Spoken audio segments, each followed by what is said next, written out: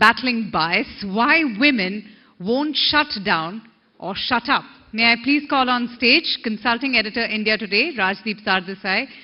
We have a very special panel with us, Supriya Sule of the NCP, Sushmita Dev of the Congress, Kavitha of the TRS, Meenakshi, Lekhi of the BJP, Praniti, Shinde of the Congress. Give them one big round of applause, ladies and gentlemen. And I'm going to ask you at the very start, is there a Zanana system in our politics? I come to Central Hall of Parliament very often, and I see the women in one corner more often than not, and the men in others. Supriya Sule, you may be an exception when you say no, but isn't that the rule? That there is a boys' club today in politics and in Parliament. True or not? I would completely disagree because I don't see that at all.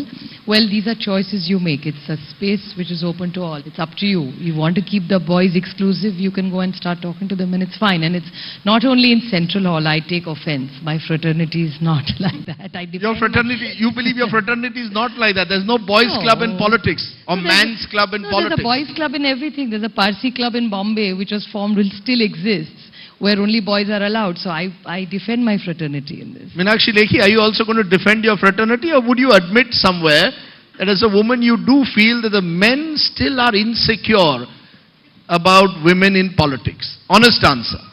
The honest answer is not just men, sometimes women also can be insecure.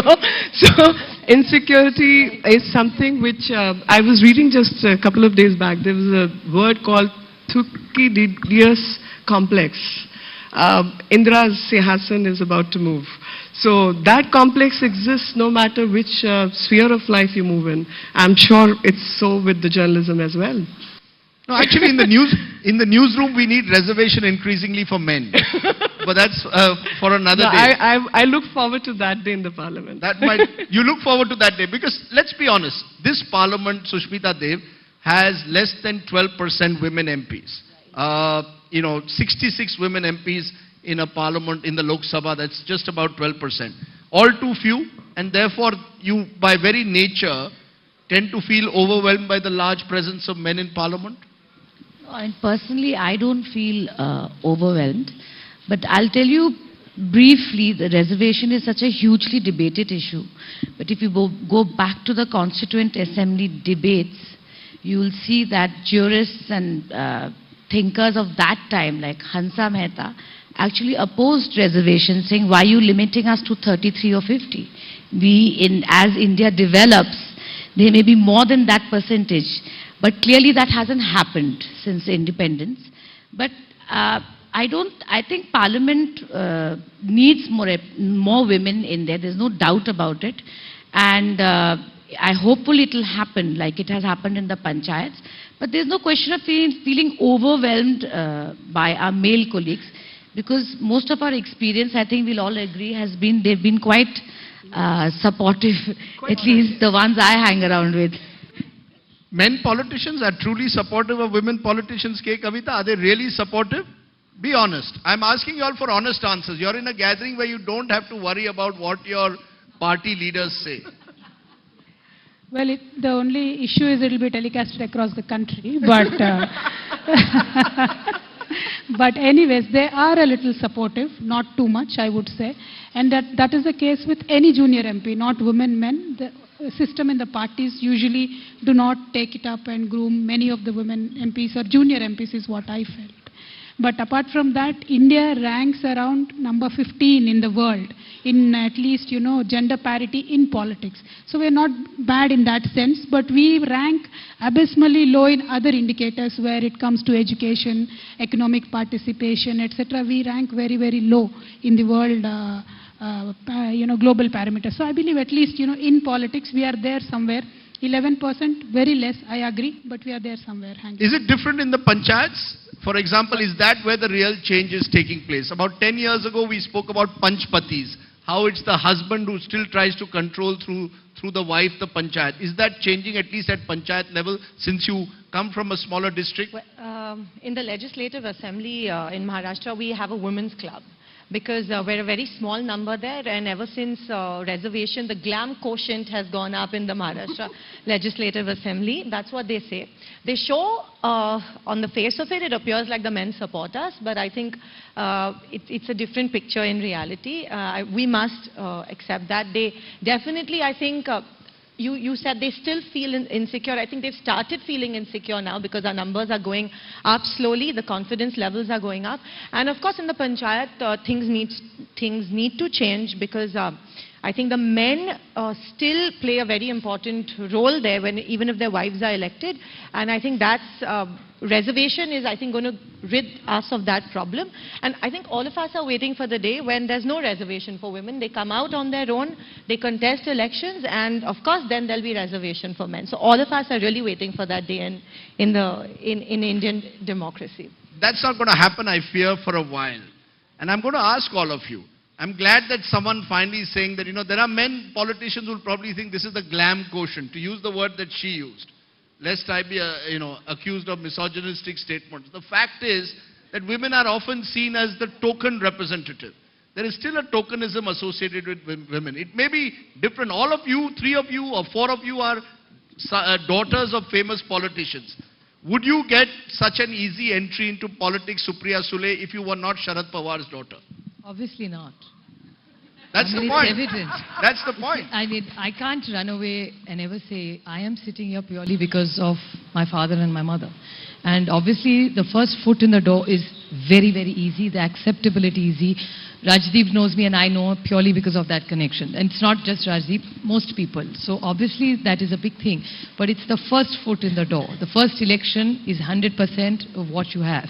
But when you get elected in public life, your second election is yours, and third and fourth, because eventually we get elected from people. So the first time you can benefit from that. But then there's a disadvantage is that your career is constantly compared to whoever your parent or your uncle, whoever it is. So a lot of times that can be a hindrance, but it's your choice whether you get crushed in that larger than life or you form your own identity. So it is a double-edged sword, a little bit of both. Meenakshi, you're the one person in this, Ms. Lekhi, on this panel who's not a daughter of a famous politician.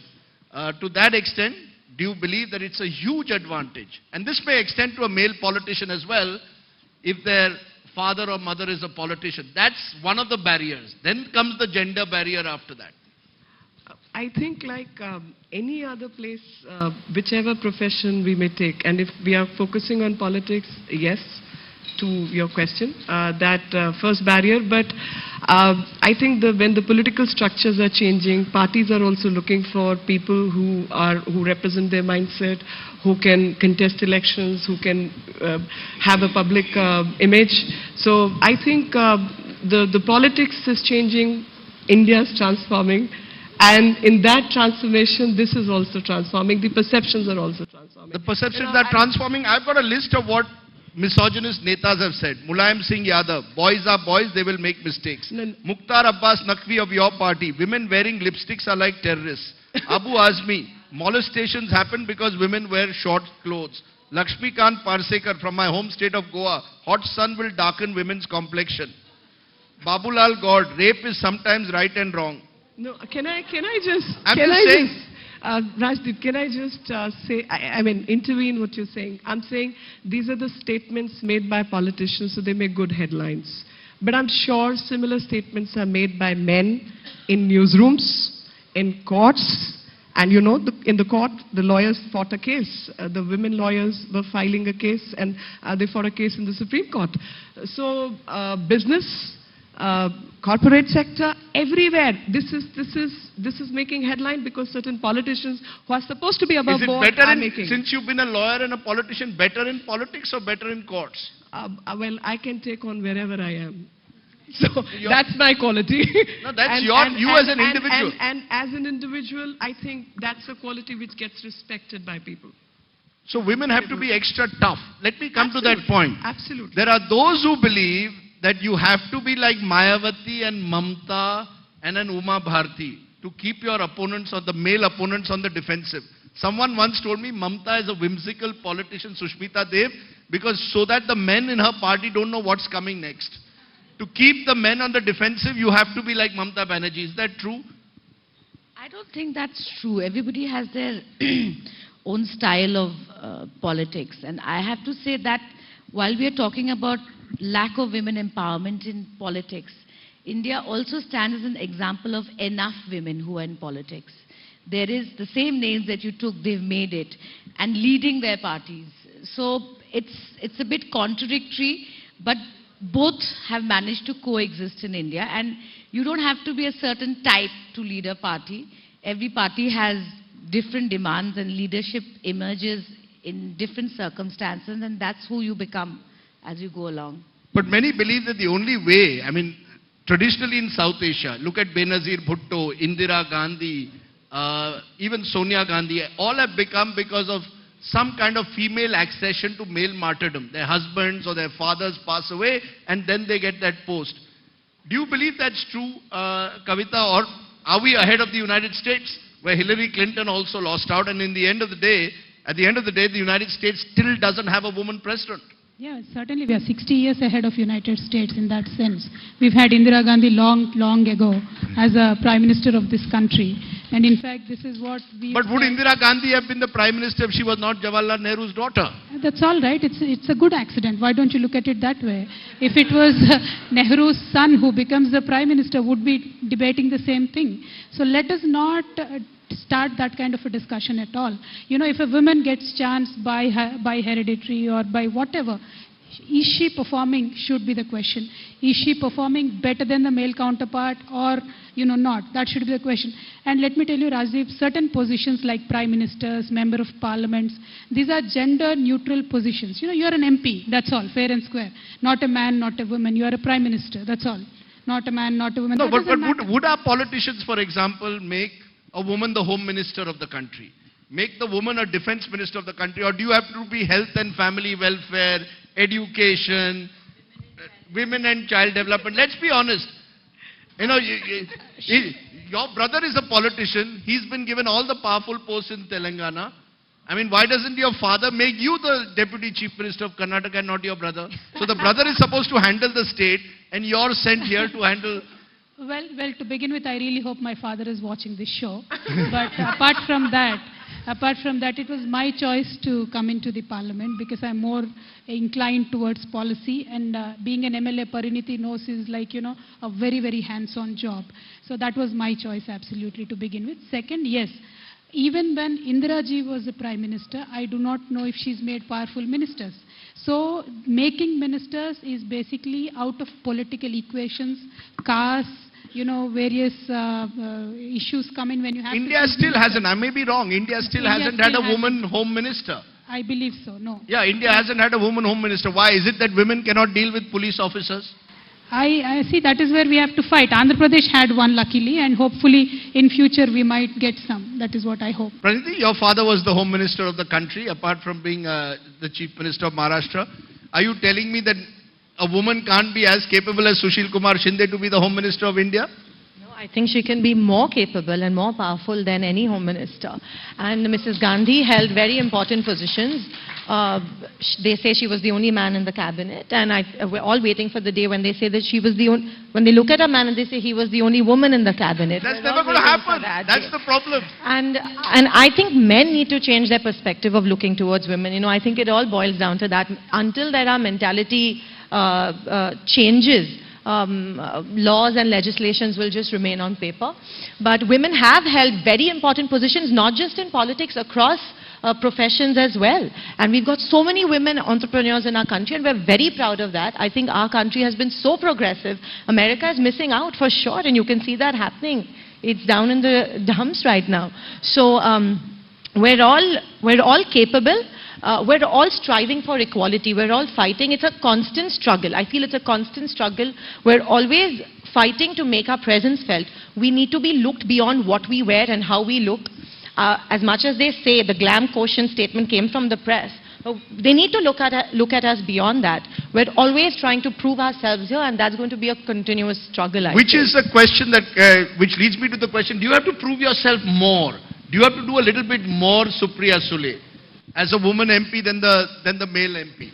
Would you actually have to work a little bit harder in a way to prove yourself to your male counterparts? No, I don't think so. I think we, at least in the environment that we all work is this time, it's very equal. We all work together and it's quite gender equal. And to take a point what you said earlier about Mrs. Indira Gandhi, yes, the first time she did become the Prime Minister of this country because she was Panditji's daughter.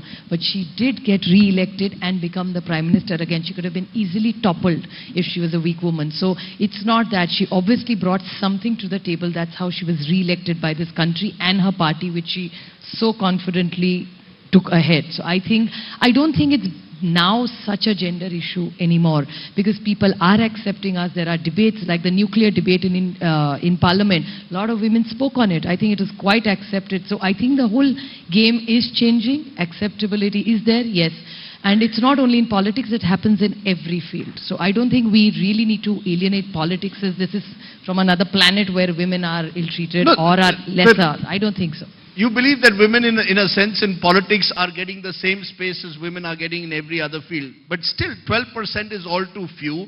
And I would raise the question, you still have the likes of Sharad Yadav who have used words like Parkati Mahila.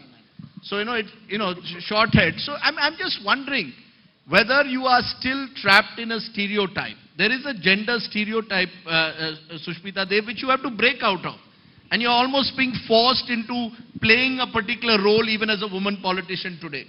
Even a Sushma Swaraj has to put her sindoor, has to be dressed in a sari. She has to be dressed in a particular way to be accepted as a Bhartiya Nari. Meenakshi Lekhi, in your party also. Come on. Vasundhara Raje went and walked on the ramp once. You remember a few years ago? She was pilloried by your party. Your senior RSS leaders pilloried her. No. Again, I must correct this perception because in RSS, I have attended a couple of meetings. I know ABVP girls. I know the girls who are dressed in tracks and who are dressed in jeans and whatever dress they are comfortable in. So this needs to change. This is not so. It's not true? It's not true. I'll tell you, women sometimes, for their own sake, dress differently. And I'll be very, very clear on this without mentioning much. But women change their outlook and their dressing to suit the purpose, which they think is making good sense. Like Kalki said in the morning that you're debating what hairstyle to wear, what dress to wear. These are conflicts which women deal on their own. It's not that it is imposed on them. I mean, should I be wearing jeans? Should I go in a track pant? Should I be dressed in a sari? It all depends on my mood that morning and what job I have to do that day. And let me clarify one thing. In fact, Kavitha is the one who told me, prompted me to say this. You're right that there is a certain stereotype. And that stereotype is that Meenakshi Lekhi should be speaking on women-related issues. Let's tell her to speak on SDGs. And let's put all women in Women and Child Committee, Standing Committee. This is what was the rule till a year ago. And suddenly this is pointed out. I was told to speak on Women's Day, and I made that point that standing committees, all standing committees, need to have 33% women across and 33% men in Women and Child Committee. I said that, and thankfully, the government of the day took care of that and changed the standing committees. So when I say transforming India, you're dealing with certain mindsets which are not only exclusive to political sphere, which are everywhere in every field, but politics is one place where changes will show greater impact in the society. And I think we all agree on that we are all precursors to that change, and we want to change people's mindset. No, it's changing. Yes, go ahead. If I can just intervene about the dressing part. I used to wear jeans and kurta in the very beginning when I came into the public life. Not in Parliament. So when I went to the villages, women would look at me strangely. They would not connect with me. And this was the time when we were talking about a separate Telangana state. So we had to really connect with them. So then I asked them. So they said, "Tum to choti ladki lagti ho. Kya bol rahe ho tum?" So then I said, okay, when I wear a sari, when I look like them, maybe the public can connect. So it was for my profession, my sake, that I want to be connected with the grassroots level. I chose to dress the way I do. So I don't think even Sushma If you came to Parliament in jeans, if you did, I don't think anybody would mind. They wouldn't have a problem? Absolutely not. Maybe my... No, hold on. Somebody did, and the media thrashed that person. So she got, poor thing, got so much flack that after that she stopped wearing jeans and a kurti to parliament. So it wasn't the parliamentarians, it was the media who thrashed. Okay, so I was not I in the house at that time. No, hold on. Whenever eventually these debates come down, eventually, who was that? It's not okay, fair. you don't want to give me the name. That's fair enough. But are women... Not in this term, it isn't. I'll just share something. I mean, you've known me for so many years. Yes. More than 2 decades or so. Now, if I'm going to Ragiri in the morning, which I started, I am dressed in track pants and t-shirts. And if I'm going for doing some program in the park early in the morning, 7:30 a.m., I will be in jeans and t-shirt. And if I'm obviously going to the court and parliament, it's like you guys. You are dressed in a suit right now. I've seen you in jeans. Why that? Okay, I plead guilty. I want to understand this though. Are women often their worst enemies? You mentioned even during Mrs. Gandhi's time, it's not as if she proliferated her cabinet with women. Mayawati, her party perhaps has the least representation of women. Having a woman on top, does that actually make a difference? Tomorrow if you were to become the head of the NCP, which is the buzz at the moment, will you change the way the NCP is? Will you ensure that more women get into the NCP or not? I hope my father's not watching this because I'll get sacked. So I hope he's not watching this for sure. Okay, but if you were the head of the NCP, would you then ensure that there would be 33%? Would you at least give 33% tickets to women? Yes, for sure. I mean, I think that's what we are also proposing, that since the legislation is not coming through like we'd like it to, and we are all committed to it, let the parties begin. We have to start somewhere, and this whole rhetoric of talking about giving equal rights, I think has to come where we need to start from. So I think each one of us, and I don't think anybody from any party, across party, we all agree that this needs to be done. And no, but if you were the head, once you're the head, it's your choice. Then you have the opportunity. Would you ensure, can you give this audience the guarantee, if you became the head of the NCP, 33% tickets will be given to men or to women, or will you say again winnability? To men sounds better, yeah. But men sounds better. Yeah, men sounds better. Yeah, would you ensure that? Yeah, but listen. Or will there be resistance? There won't be resistance, but the whole point is, even like the way you want more people to watch your channel, so you want good shows. It's the same thing. We all want to have winnability, so you can't run away from the fact that winnability is going to be put aside. And it is. So we would definitely like to promote, and suppose if I can't, I mean, I'd love to give guarantee of 50%. Why 33%? Let's have 50% women and 50% in all our parties. Since we can't have that winnability clause as guarantee, that's why we want the legislation. It's a highly competitive, high-pressure job, and I'm wonderful, thanks to the channel, it has become much more accountable than it used to be even 5 years ago, or even 3 years ago. Jayalalitha ji did that, 33%, and Mamta Banerjee ji also did that. Rest of the women leaders, or not even my party, did that. So, you just can't maybe compare all the situations equally. They could do it, and they could get more number of women to the parliament, which is a good thing.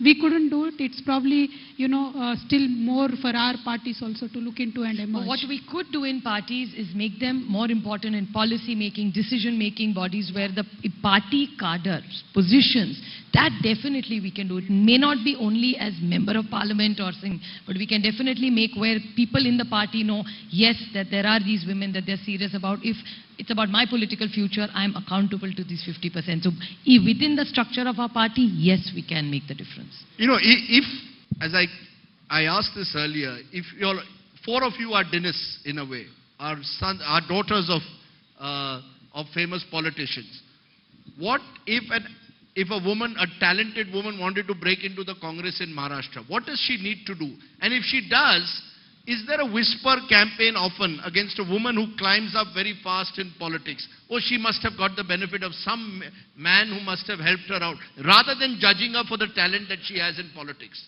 Does that happen or not? I think to an extent, I think I would be lying if I'd said no. But I think things are changing, and women are proving themselves and climbing up the ladder for sure. It's time, like I said, I think when you asked Supriya about 33%, getting 33% women in the NCP, I feel yes, getting women, but getting the remaining 70 of the men to change their perspective towards the 33% coming in. I think that's what's important, and that's what all of us need to strive to do. So let's put all these, I think, this hush-hush gossip to rest, and let's appreciate women for the commitment and the dedication that all of us work with towards our people, towards our country, and towards our constituency. It's time people start looking at us as not just objects, but as people who are here to make a change. All of us are here as change makers, and we're trying somewhere, in some way or the other, each one of us has tried somewhere to break tradition. And it's been a struggle, like I said, but we're all trying to do that, and I'm sure all the women here have also broken tradition and, achieved the positions that they have. But you know what your Chief Minister of Uttar Pradesh, newly elected, his views on women. Meenakshi, Lekhi, do you agree with Adityanath's views on women? I am not aware of. Huh? I'm not aware of. No, I've seen his, I've seen, the kinds of remarks that he's made on women, on Muslims, on gay people. I'm just wondering, in 21st century, the Prime Minister talks of Beti Padhao, Beti Bachao, he talks about Nari Shakti, and then you have someone who in his public statements has often questioned, why do women need independent qualities? Why do women need independent qualities? His exact statement, if men acquire women-like qualities, they become gods. But when women acquire men-like qualities, they will become rakshasas or demon-like. These are just some of the statements that he's made over the years. I'm just wondering, is he the kind of leader who fits in with the idea of a new India that you talk about when it comes to women? Well, I have seen one picture. I do not know. I can't verify these statements. So I will not comment on the statement. Like a lawyer. No. I mean, how can I verify something which is unverified to my knowledge? But what I have seen is him washing the feet of some young girls, which we do as a tradition. I mean, half of the audience should be Punjabi if they are from Delhi. Kanjak. So a tradition where women are treated like young goddesses, and their feet are washed, and they are to be respected, they are to be nurtured. And I've seen that Beti Bachao, Beti Padhao, where the person's made a statement about that. Rest of the statements I cannot comment because these are unverifiable comments. Some of them are on his website, I can tell you. So I'll go and check. You're obviously playing. I'll go and check. I'll go and check. What? And if I'll go and check, and I'll then have a word with him. And so far as you're playing safe. No, I'm not playing safe. So far as qualities of men, I mean, if we treat bravery as a quality of men, because that's where masculinity is to be treated as. So I have seen very timid men in my life. Some of them so calculating and so stupid, I really don't want to comment. And I've seen very brave women. And I've seen extremely honest, upright men and absolutely corrupt women. So qualities of a person are qualities of a person. Men and women share the same qualities, and to me, gender does not describe any quality. So this theory that men are naturally more corrupt politicians than women. Women would be politicians of more honesty. Is that true? They're better at it. No. Are women more honest politicians than men? Will women by nature? So. Yes. I believe so. Very honest. Yes. No doubt about it, and very sincere at it. Anybody comes to you. Should I go through the roll call of lists of women politicians who are also accused of disproportionate assets? No, but then that will be comparatively way too low than men, because we are anyway less. So, Since we are talking about Adityanath, I want to understand. Do you support these anti-Romeo squads? Would you all want anti-Romeo squads? Do you think that's a good way forward? I don't think India really needs anti-Romeo squads. What we need is social empowerment. These are all social issues that need to be addressed.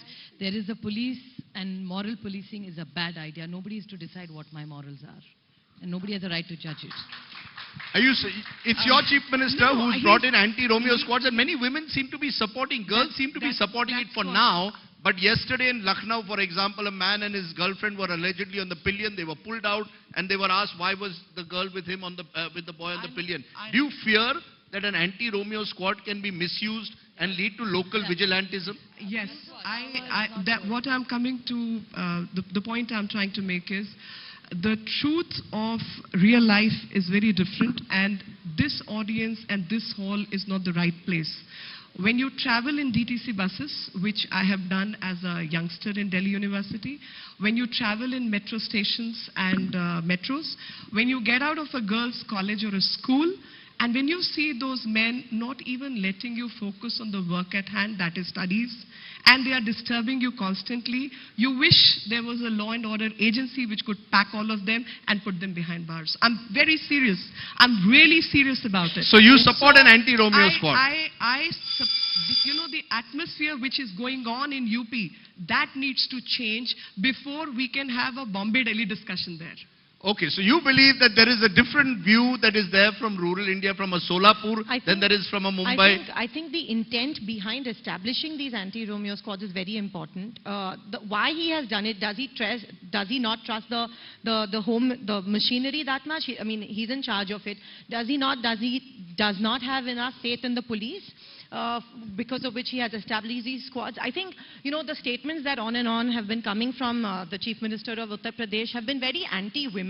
So I think the intent behind establishing these anti-Romeo squads is somewhere curtailing the freedom of youngsters and curtailing the freedom of people. I'm running out. Absolutely against this. I'm running out of. You're against it. Yes. To take up model police. No, I'm for it, but I do not like the name because we have done the similar thing in Telangana, but we call it she teams, where our party workers don't intervene, but it is only the policemen who take care of this entire procedure. I think that's a very good word. You don't like the word anti-Romeo. I do not like the word anti-Romeo, but she teams is what we call it in Telangana. You would like to call it she wonder. teams. Okay, I'm going to go right round for what I call the micro moment at the end. And I'm going to ask each of you women politicians for a minute to think that you are a male politician. And what's the first 1 minute is too long. What's the first thing that you would do if you were a male politician? You start. Supriya Sule, what would you do? What's the first thing you would do as a male politician for the women of this country? I would give them 50% reservation in Parliament and in Assembly. Okay, first thing, 50% reservation. Sushmita Dev, what is the first thing you would do if you were a male politician for the women of this country? Not just in politics, but in general. I think if I was a male politician, I'd start by reshuffling the portfolios and giving women home and defense. That's what I would do. You're not changing the Prime Minister, surely, are you? And asking Sushma Swaraj to take over, otherwise Meenakshi Lekhi will be in trouble. But go ahead, Kavitha, what would you do? I think the education for girls in India should be free. That is one thing I will do if free education for girls. For all the girls. That is the most important thing right now. Meenakshi Lekhi, what's the first thing you would do? Juliet squads. Very quickly. Absolutely, Juliet squads. You need Juliet squads.